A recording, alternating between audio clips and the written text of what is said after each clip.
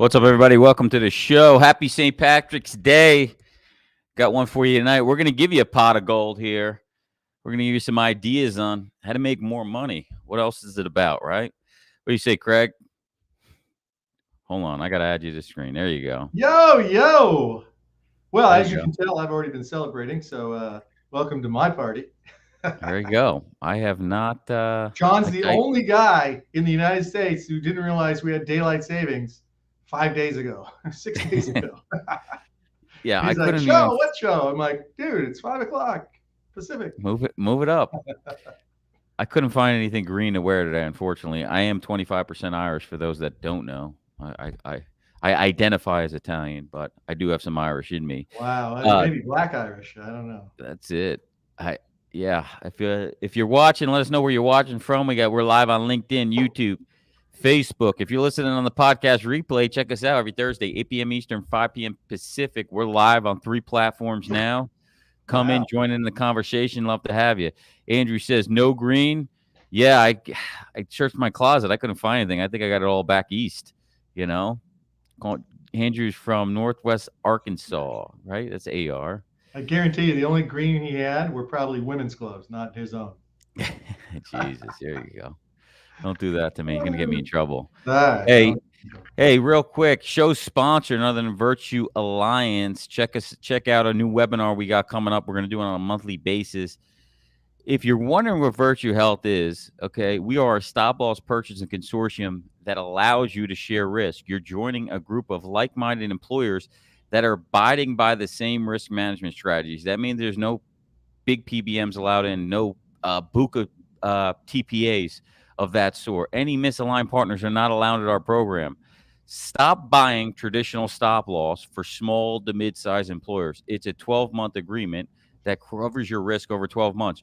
You are buying a short-term solution for a long-term strategy that will get you fired in your bad years. Now, I know what you think, well, I get shop every year and, it's worked out for me. It works out in the good years. Yeah, people will underwrite your risk. But in your bad years, what are you left with to do? Okay? Hence why the Stop Loss Consortium Virtue Health was created for my own clients. And we're going to be covering it in detail, the ins and outs of the short-term contracts of traditional stop loss, which doesn't belong in the short to tell me when. Amen, Sbrocco. Amen. Here we go. All right. Let me stop my pitching here. Here we go. So today, Craig, we got a little bit, we got some information. Leprechauns, four-leaf clovers, rainbows. Yeah, Craig got a nice piece that is going to be extremely helpful to use. We're always looking for guys for ideas on how to sell more. What ideas you could bring up, spark interest with the prospects. I'm looking for the page now. I have it here. And this is, Craig, where is this from now? This is from a union health fund that takes a conglomerate of data from union membership, and they did a deep dive analysis on the pricing in the New York region of the hospital systems and how much they charge. And inside this pot of gold is all sorts of great quotes you can use for the private sector employers, since most of our friends are in the private sector, not the public sector, not the unionized sector. And so you can download this thing, right? Register, give us your name and your name and your email, and download it over thing. to you. Yeah, we'll put it on the site. I'll have it up in the site in 24 hours. There you go. You'll get it in the main email here.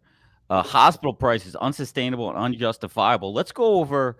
I was breezing through it before the call here. Yeah. And instead of going to some charts, which, again, I can tell you the stories that you want and their prices and blah, blah, blah. Let's debunking some of the myths why hospital charges high prices. So these are, again, talking points. Let me share myself because I'm not showing myself. Yeah. These are talking points that you could have in your conversation. You can have in your back pocket. These are marketing pieces. I mean, copy paste it, send it out to your prospect list. Guys, I was talking with Sean earlier in the office, and he's like, well, I didn't know that I should just copy everything. He was going to do a workout court or workout YouTube channel. I said, yeah, just copy what everybody else is doing that works, right? And so what I'm saying is you could take this piece and copy it, rob and duplicate. They've already did the math. Just take it, use it to make more sales. Myth number one: higher prices are needed to offset Medicare, Medicaid, and charity care. Obviously, a false narrative. Okay, and basically, let's see here. The state of New York found the correlation between prices and the public payer matrix in the great city of New York, though the correlation was negative. And in other words, the higher the hospital's public payer matrix, the lower the commercial prices. Meaning the public payer matrix, meaning what is the portion of commercial payers to Medicare payers. Okay.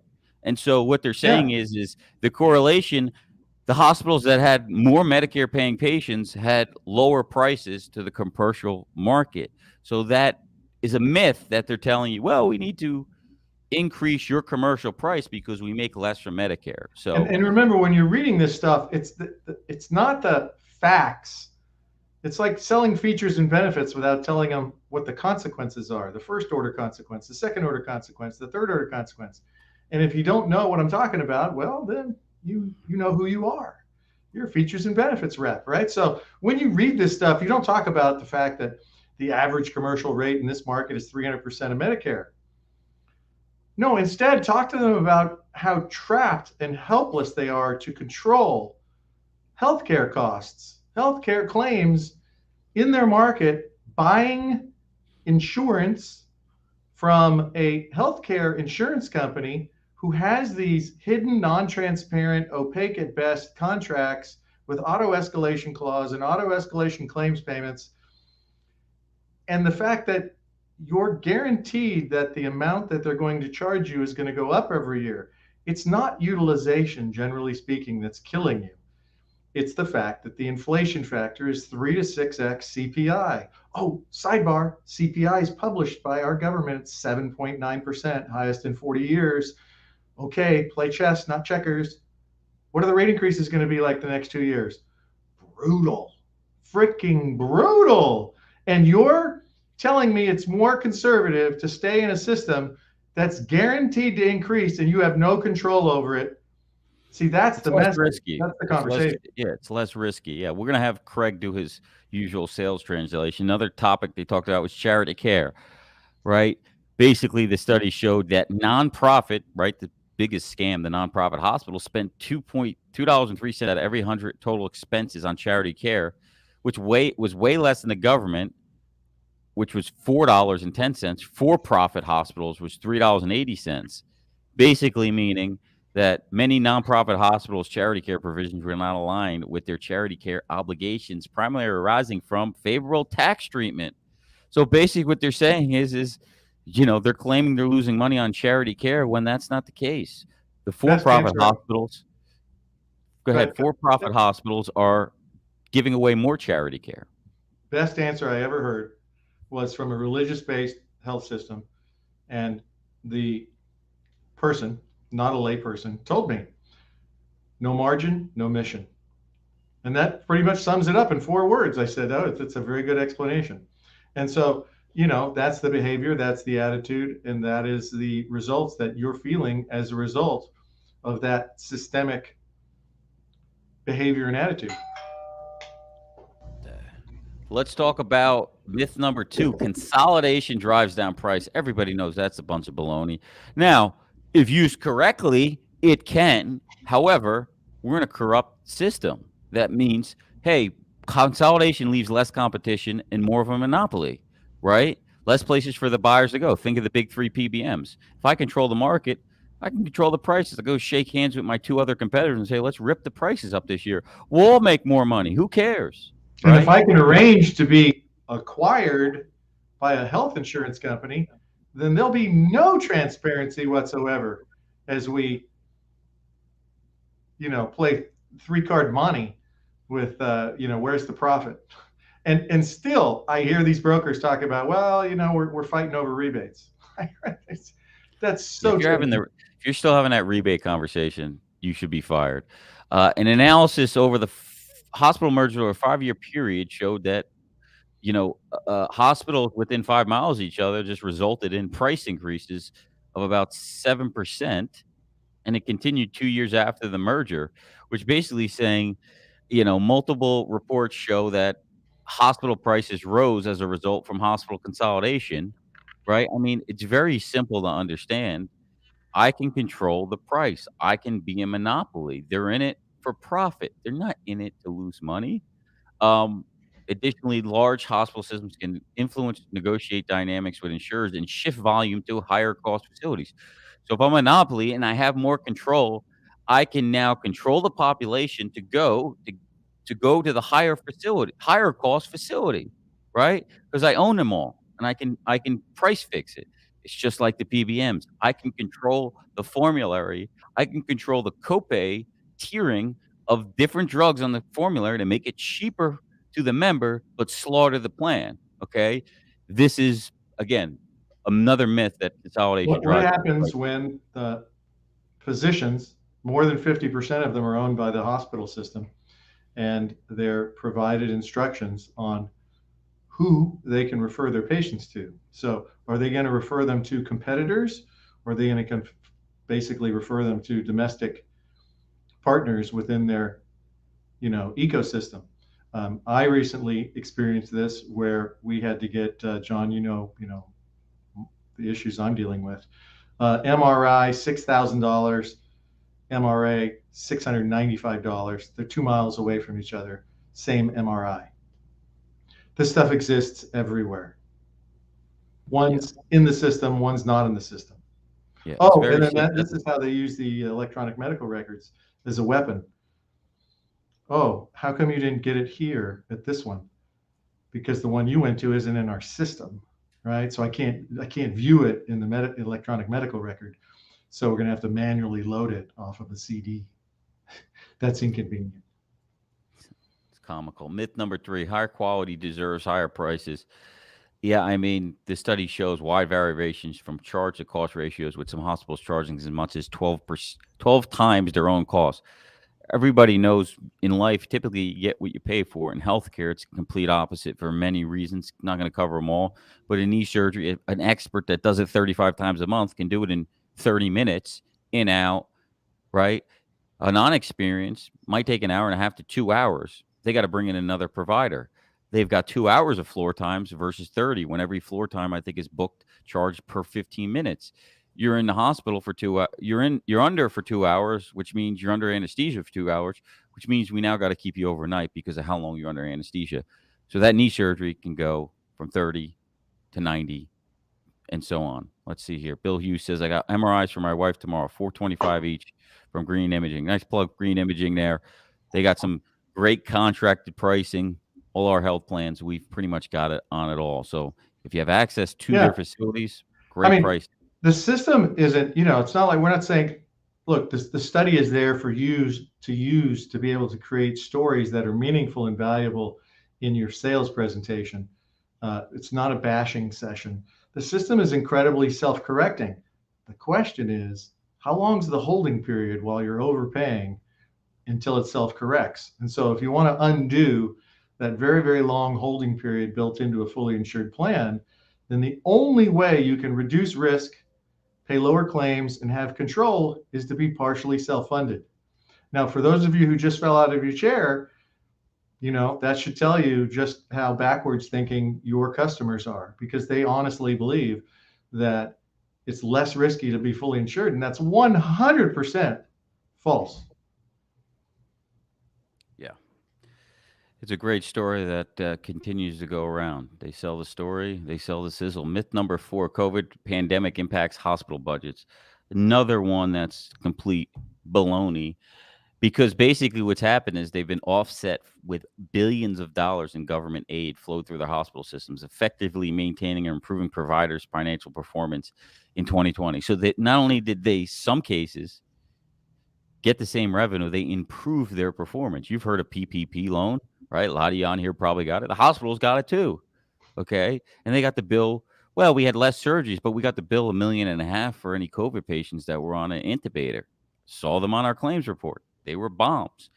Again, baloney that they're losing money. It's a great story to tell. It sounds logical, just like wellness, but that's not the case. Let's go over to some solutions here, Craig, that they outlined. Some I agree with, some I don't. Some, can go either way. Hey, what do you think Center, what do you think about the aggregate coalitions? Geez, what do you think Virtue Health is? yeah, aggregate Yeah. purchasing coalition. So basically, hey, we'll buy in bulk. You can buy in a component of it, you're buying direct contracts for a lower cost. You're buying pharmacy for a lower cost in bulk. That doesn't usually play well in the PBM space. Again, because the parties that beat are so corrupt that they're not gonna pass you the discount. They're gonna claim they're passing you the discount, or they might give you a hair, but the majority of the discount is going to them in profit.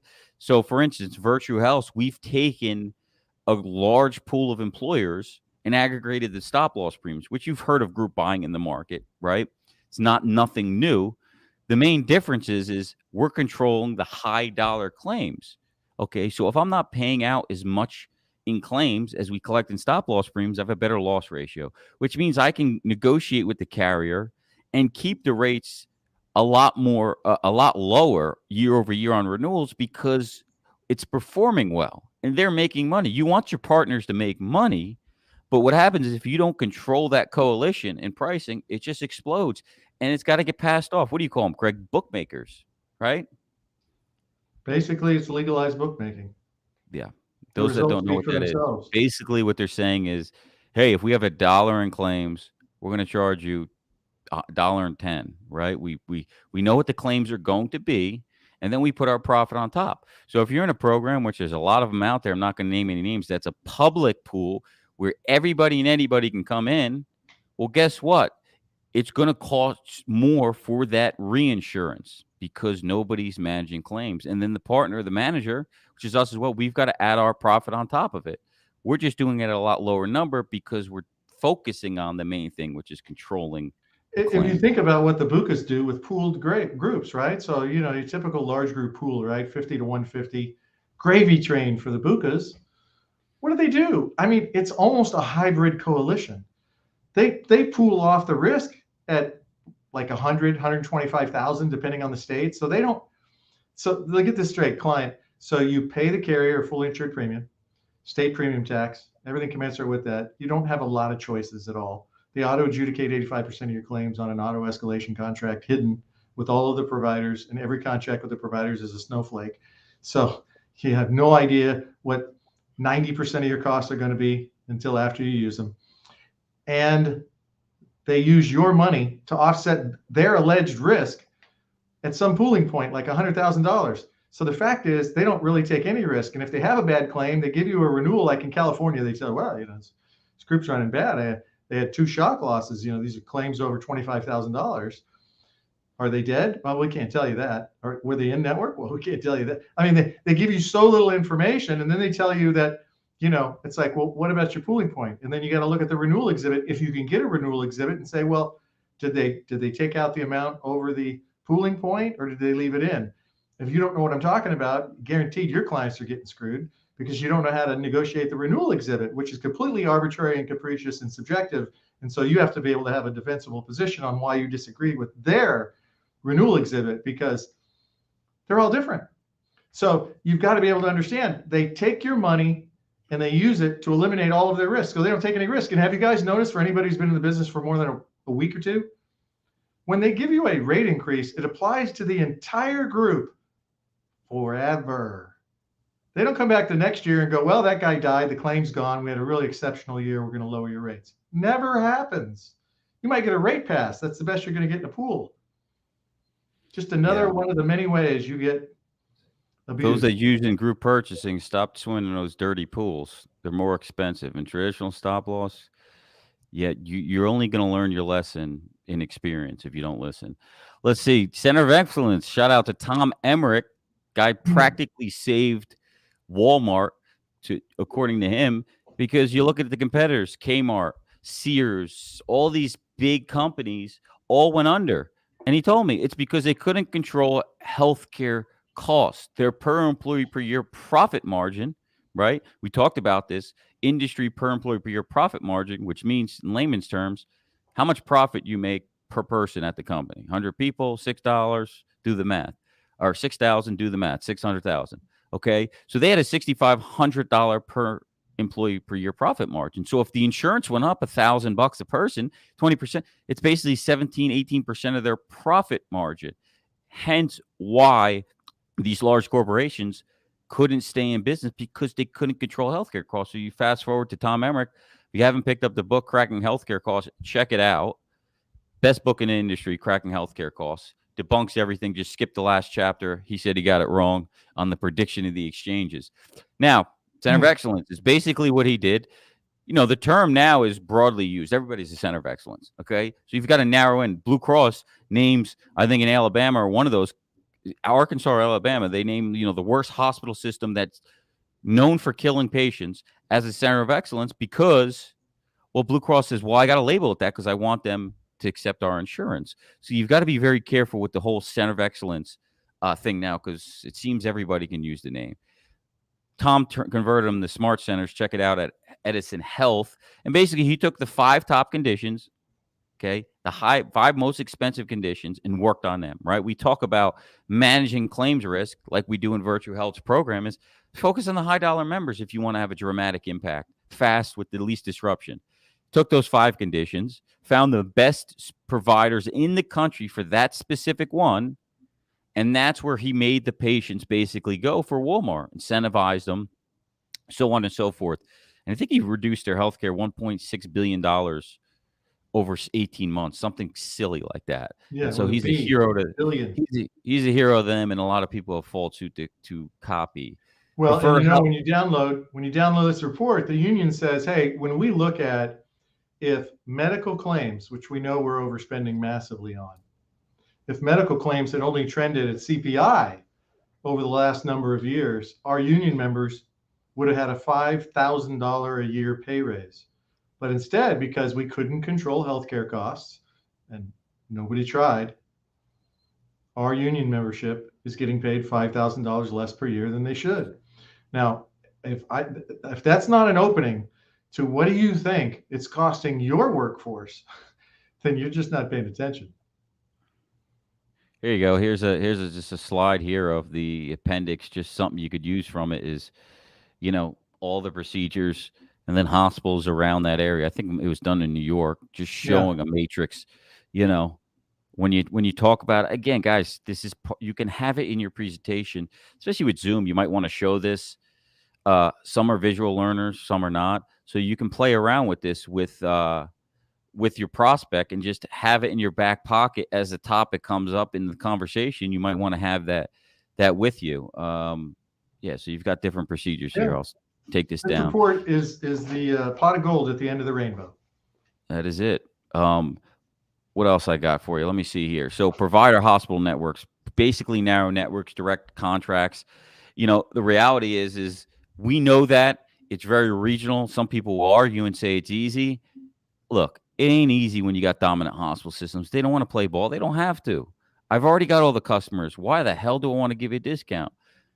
If you're trying to negotiate on yourself, good luck. It's not what you should be doing. You should be out selling. Yeah, you shouldn't be. Yeah, you shouldn't hand a gun to a child. Okay, there's so many moving parts. Your client can't afford your learning curve. So what you do, here's an idea, right? Glean from experience.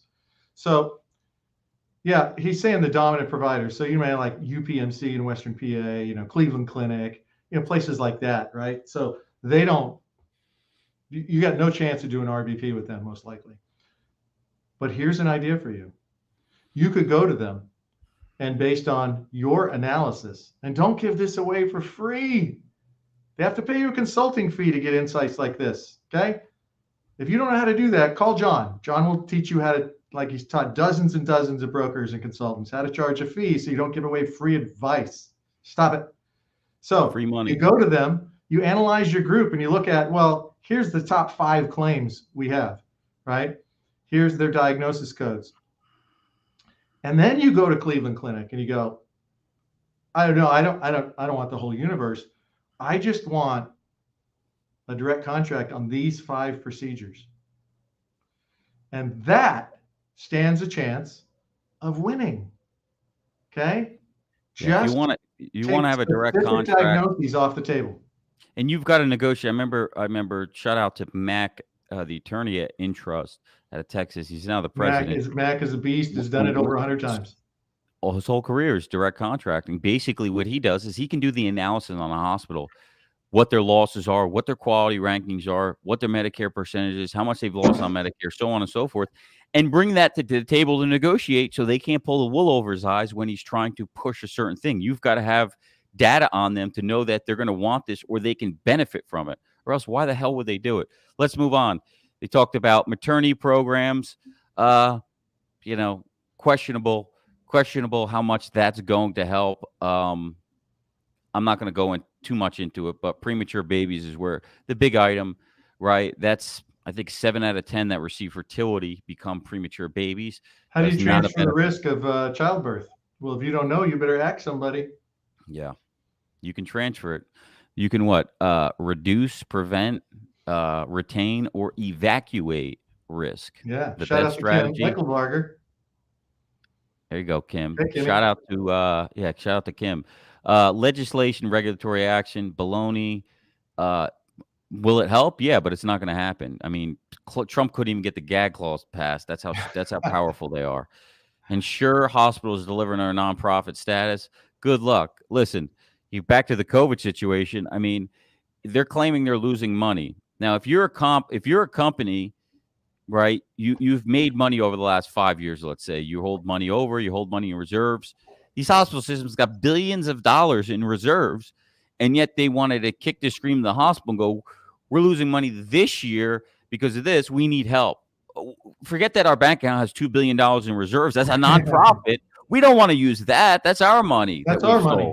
We want to steal more money. So we need your help to bail us out, just like the banks did in the financial crisis. So again, not more lies. Rate setting and global budgets didn't get into that too much. I'm not sure what they mean there. Benefit design options. Yeah, I think, you can have strategies with steerage like we talked about, but let's be honest, that ain't easy. That ain't for everybody. I look at my cases. I do it on a personal basis with my clients, but a lot of advisors don't because, look, it's a lot of work. You got to push the envelope. You got to sell a regional network to get those options.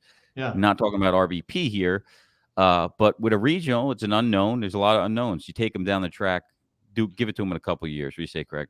I say, we speak the truth here. John just told you it's a lot harder to do the right thing. So remember, it's really quite simple. If you're using strategies or tactics that will get a meaningful discount on a claim, it only works if you can steer the participant to use the provider. And thus, you need active concierge 800 numbers. You need buy-in from the C-suite who says, I don't like hearing the noise from my employees who say, they keep pushing me to go to this place instead of the place my doctor recommended. And so it takes a global commitment to say, we can do better. We can fix this. And the second order effect will be, you guys will all make more money if you just learn to do it a different way. But you have to empower them with the picture of, here's today, here's the downside, this is what's going to happen for a small percentage of the people, but this is the benefit for the entire workforce. Oh, and by the way, and for the organization, which by then extension is the net worth of the CEO, everybody wins. But if you're not painting that picture, they just see action, reaction, noise. It's the only industry I can think of where I ever hear that a single complaint is failure. And yet that's how many of the buyers of healthcare in corporate America discern whether or not something's successful. And that's just wrong. But it's also a reflection of how poor the brokers and advisors and consultants are doing in educating people on the first order consequence, the second order, the third order. Give them the whole story. Buddy John Walk, pronounce his last name during the stream. Your buddy, Craig, John. Big John Weichel. There we go. Big John. Yeah. Yeah, guys. So you wouldn't be in frame right now. You're probably drinking out of a fire hose. We gave you a lot of stuff. You're going to have to go back and rewatch it. But before I end, I'm going to just show you here what we're going to be covering on the webinar. Again, why would you buy a short-term solution for a long-term strategy? it will get you fired at some point, and it will bring an outside competition in your bad years. Stop putting yourself at risk. Stop making your life harder than it is. This business is hard enough.